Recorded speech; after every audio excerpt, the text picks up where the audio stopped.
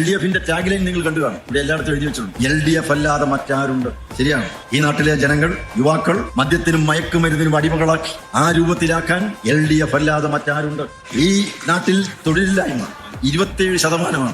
100 യുവാക്കൾ ഒത്തുചേർന്ന് കഴിഞ്ഞാൽ അത് 27 പേർ തൊഴിലില്ലാത്തവരായിരിക്കും. ഏറ്റവും അധികം തൊഴിലില്ലായ്മ ഈ നാട്ടിൽ കൊണ്ടുവരാൻ, ഈ നാട്ടിലെ യുവാക്കളെ ഈ പരുവത്തിലാക്കാൻ LDF അല്ലാതെ മറ്റാരുണ്ട്. 3.5 ലക്ഷത്തോളം പേർ ഭൂമിയില്ലാത്തവരാണ്.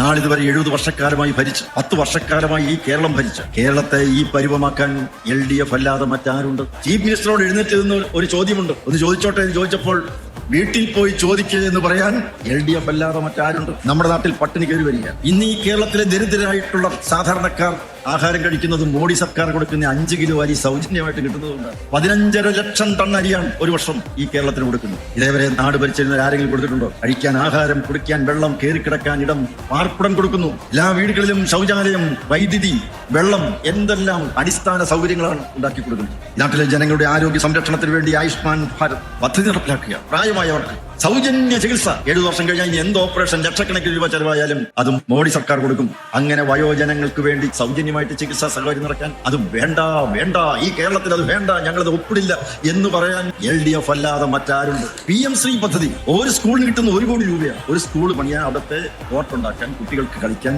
അവരുടെ അവിടെ ഒരു ലൈബ്രറി ഉണ്ടാക്കാൻ, കുട്ടികൾക്ക് ആവശ്യമായിട്ടുള്ളതെല്ലാം കൊടുക്കാൻ PM ശ്രീ പദ്ധതി വെച്ച് നീട്ടിയപ്പോൾ അത് തള്ളിക്കളയാൻ, വേണ്ട എന്ന് പറയാൻ LDF അല്ലാതെ മറ്റാരുണ്ട്? ഈ കേരളത്തിൽ വേറെ ആരുണ്ട്?